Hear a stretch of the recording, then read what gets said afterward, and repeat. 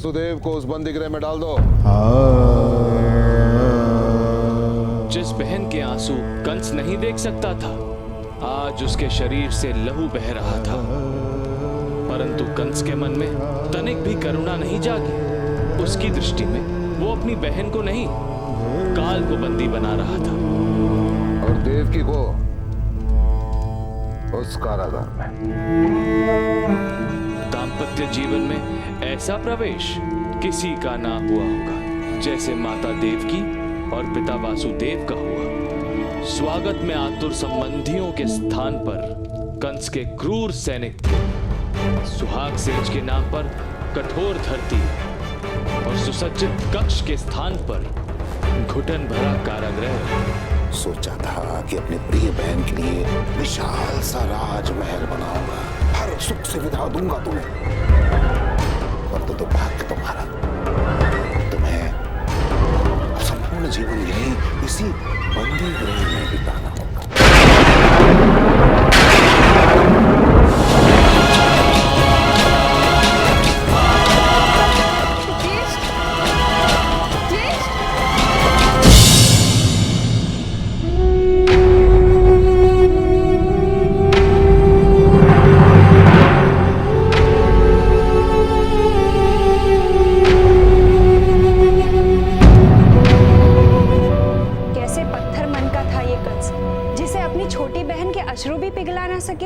मैंने तुमसे कहा ना रुक्मणी, कि पापियों का कोई मित्र, कोई बंधु नहीं होता। संसार में उनका नाता केवल भय से होता है। भय का सहारा लेकर वो सब लोगों पर शासन करते हैं, और जब उन्हें स्वयं भय सताता है तब वो अपना वश खो बैठते हैं। कंस के साथ भी कुछ ऐसा ही हो रहा था। सबको अपनी शक्ति से भयभीत कर देने वाला कंस स्वयं अपनी मृत्यु के भय से बहुत डरता था। हृदयहीन तो वो पहले से ही था। मन में जो थोड़ा बहुत प्रेम देवकी माता के लिए था, वो भय की चोट पड़ते ही हृदय छोड़कर चला गया। माता देवकी और पिता श्री वासुदेव को उन्होंने अलग अलग कारागार में डाला ताकि उनकी संतान जन्म ही ना ले सके। परंतु माधव, आप और आपके साथ अग्रजों का जन्म कैसे संभव हुआ? ये क्या माया थी? रुक्मणी, मुझे तो जन्म लेना ही था, और यही विधि का विधान था। देवकी माता को मुझे जन्म देना था। इसीलिए ब्रह्मदेव ने नारद मुनि को कंस के पास भेजा, ताकि वो अपनी बातों से कंस को उलझाकर इस समस्या को सुलझा सके।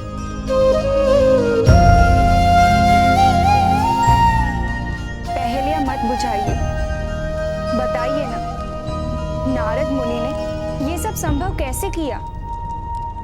नारायण नारायण।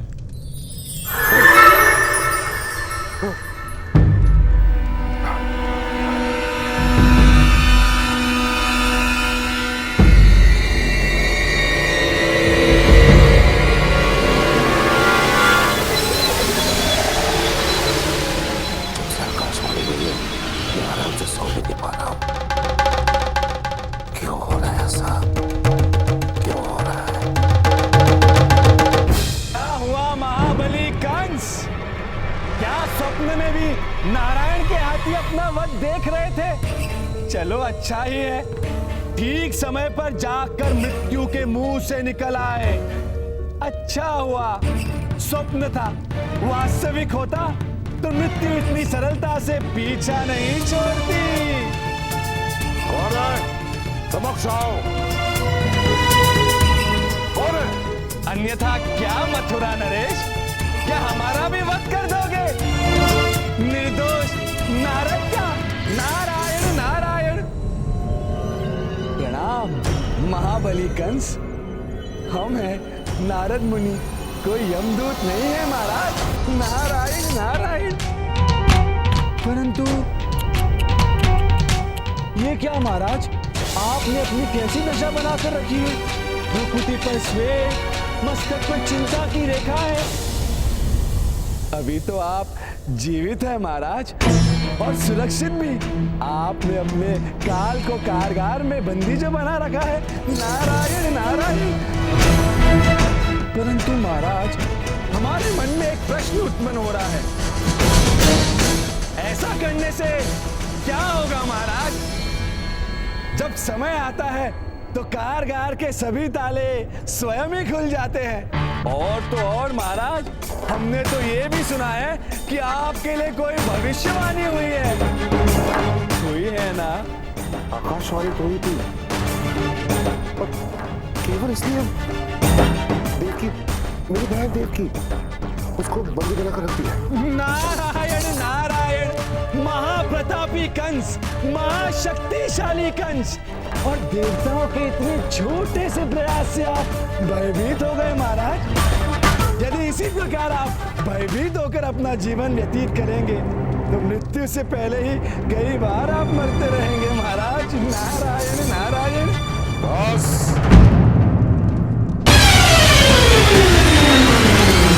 मेरे घाव को खुले दो मत नारद। तो ऐसा कुछ उपाय बताइए कि मेरा जो आने वाला काल है वो आने से पहले ही, जन्म लेने से पहले ही समाप्त हो जाए। परंतु सावधान, देवताओं का पक्ष मत लेना। निष्पक्ष होकर मंत्रणा देना। नारायण नारायण। महाराज, हमने तो सदैव असुरों का ही पक्ष लिया है, इसीलिए तो समस्त देवी देवता हमें भाते नहीं है महाराज। आप भूल रहे हैं कि आप प्रतापी हैं, पराक्रमी हैं। इतने शूरवीर होने के बाद भी महाराज आप एक अजन्य बालक से इतने भयभीत हो रहे हैं। क्यों महाराज, क्यों? यदि आपको काल पर विजय प्राप्त करनी है, काल के भय को अपने मन से बाहर निकालिए। महाराज, तनिक जरा विचार कीजिए। जब आपकी प्रजा को पता चलेगा कि आप महाबली कंस, महाप्रतापी कंस इतने भयभीत हो गए हैं, तो वो आपका सम्मान नहीं करेगी महाराज। और तो और आपके शत्रु भी अपने आप को स्वतंत्र अनुभव करेंगे। काल से पहले ही आप काल कलवित हो जाएंगे महाराज। नारायण नारायण। तो भैया आप ही बताइए ना, क्या करूं मैं? नारायण नारायण। करना क्या है महाराज? आने दीजिए अपने काल को धरा पर। जन्म तो लेने दीजिए वासुदेव और देवकी की 8वीं संतान को। जब सब जान जाएंगे कि आप निडर हैं, तो स्वयं उनके मन में आपका भय उत्पन्न हो जाएगा महाराज। ज्ञात होने दीजिए सभी को कि महाबली कंस, महाप्रतापी कंस अपने प्रताप से किसी भी भविष्यवाणी को असत्य सिद्ध कर सकते हैं महाराज। महाराज, आपने सदैव अपने शक्तियों का प्रयोग मनुष्य पर किया है। तनिक देवताओं को भी अपना प्रताप, अपनी निर्भयता, अपनी निडरता का प्रमाण तो दीजिए।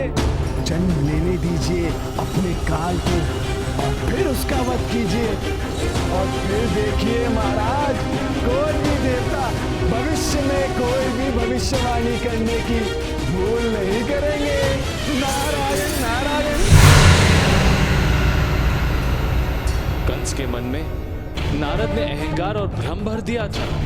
कंस संसार को दिखा देना चाहता था कि वो किसी से भयभीत नहीं, और उसने फिर से मां देवकी और पिता श्री वासुदेव को एक साथ रहने की आज्ञा दे दी।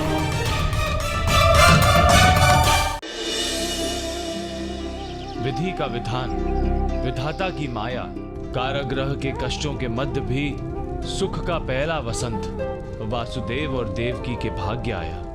मां देवकी की पहली संतान जन्म लेने वाली थी। धैर्य रखो देवकी, ये पीड़ा कुछ ही क्षण की। हमारी पहली संतान जल्दी ही हमारी गोद में होगी। प्रसव पीड़ा में देवकी थी, परंतु प्रसव की प्रतीक्षा सबसे अधिक कंस को थी, जो हर पल पल की कन्या कर रहा था। सबल बनो देवकी, सबल।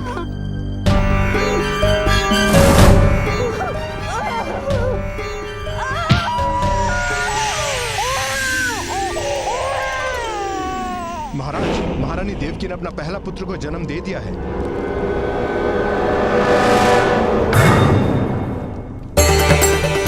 देखो कितना सुंदर पुत्र है हमारे, कितना मनोहर रूप है इसका, मानो किसी देवता ने अवतार लिया हो। इसका मुख देखो और अपना संताप भूल जाओ। देखो देखो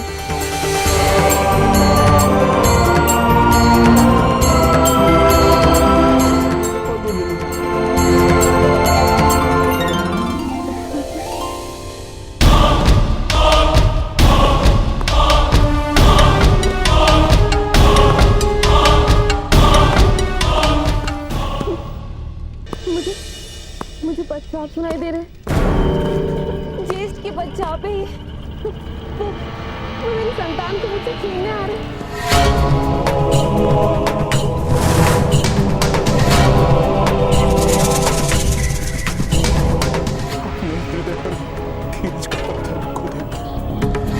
हमें हमारा पुत्र कंस को सौंपना होगा, मुझे वचन दिया है। कैसा वचन? एक माँ तो अपने संतान की बलि नहीं करने देगी आर्य।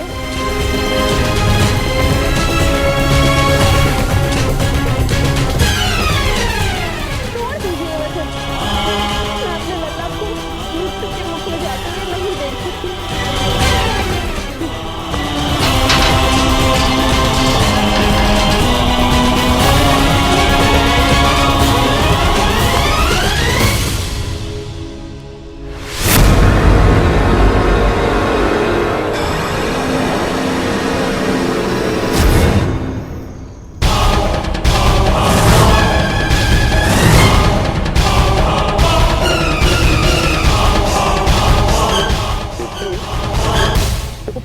प्राप्ति का सुख तुमने पा लिया, अब काल समाप्ति का सुख मुझे पाने दो। ये बालक का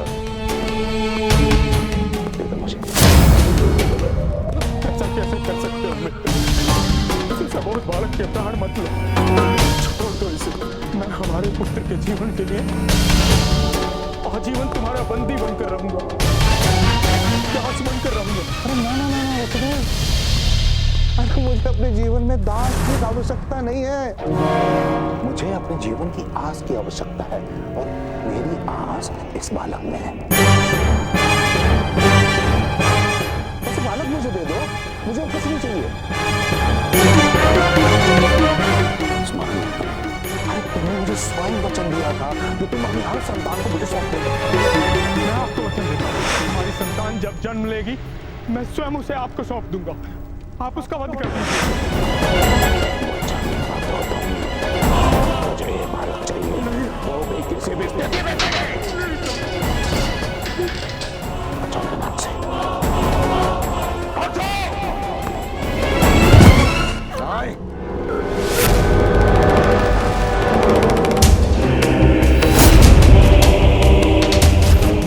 देवकी, ये बालक मुझे दे दो।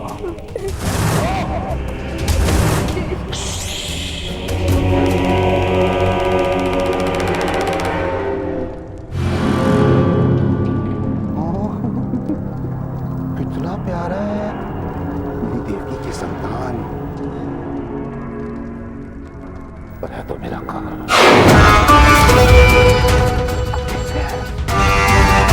कौन किसका काल बनता है?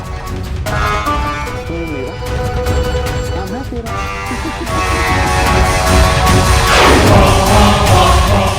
सारा संसार साक्षी बनेगा कि कैसे कंस ने अपने काल को समाप्त किया। नहीं तेज, ये आपका काल नहीं है, ये तो आपका भांजा है, ये मात्र एक कोमल बालक है। आप इसके लिए मातम हो, माँ के दूध।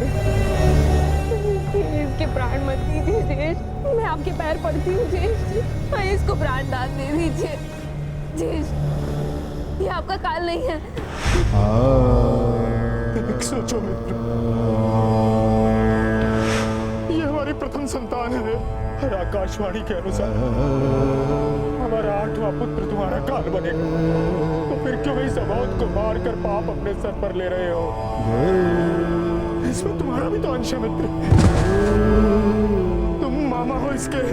मामा शब्द में 2 बार माँ आता है, मामा तो अपने भांजे को माँ से अधिक प्रेम करता है, तो क्यों संसार को मामा का ऐसा स्वरूप दे रहे हो?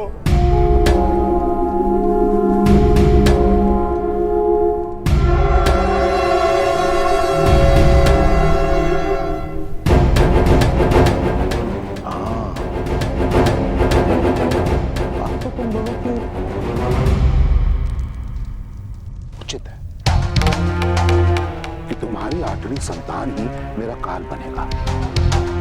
तो इस बेचारे का क्या दोष?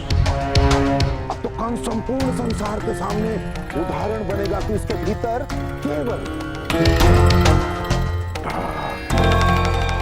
द्वेष, छल, कपट, नीति, अनीति, कुनीति, धा, ईर्ष्या ही नहीं, उसके भीतर बहुत सारा प्रेम, दया और करुणा है।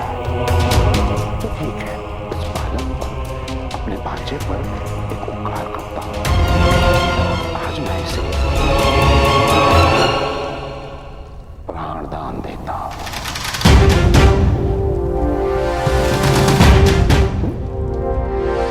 सोचो मत, इससे पहले कि मेरे शब्द बदल जाएं। ले लो, लो लो लो लो लो लो लो लो। आराम से।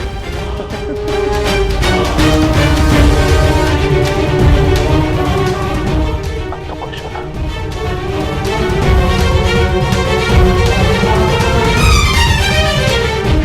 परंतु तुम्हारी 8वीं संतान को मैं स्वयं अपने हाथों से मारूंगा, अपने इन हाथों से।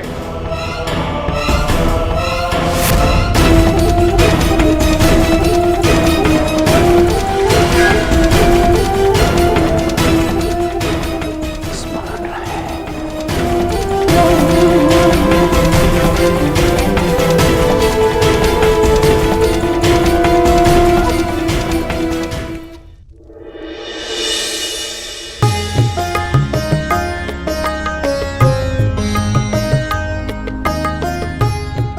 नारायण नारायण। प्रणाम महाराज। अरे प्रणाम देवर्षि, स्वागत है कंस के दरबार में आपका। तो विराज जी, और इन अप्सराओं का सुंदर नृत्य देखिए। नारायण नारायण। महाराज, हम नृत्य ही तो देखने आए हैं। काल की गति का नृत्य, आपकी मूर्खता का नृत्य महाराज, जो आपके मन में नाच रहा है।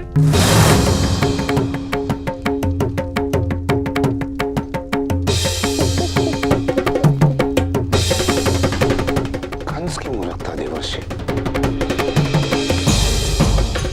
कहना क्या चाहते हैं आप? क्या आपने कारागार का कोई समाचार नहीं सुना?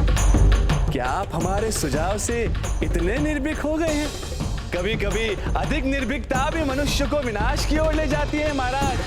आप इन वाद्यों की ताल में इतने खो गए हैं महाराज, इतने खो गए हैं कि आपको आपके मृत्यु के पदचाप ही सुनाई नहीं दे रहे। नारायण नारायण। कंस के मृत्यु के पदचाप सुनाई नहीं देते।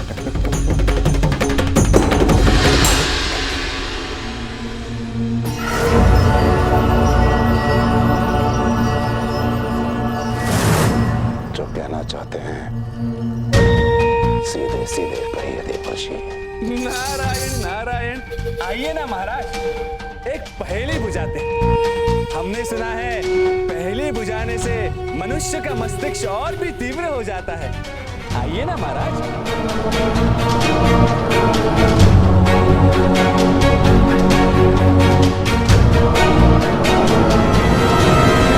मुझसे खेलने का प्रयास ना करें। महाराज, हम ऐसा दुस्साहस कैसे कर सकते हैं? खेल तो आप स्वयं रहे हैं अपने जीवन के साथ।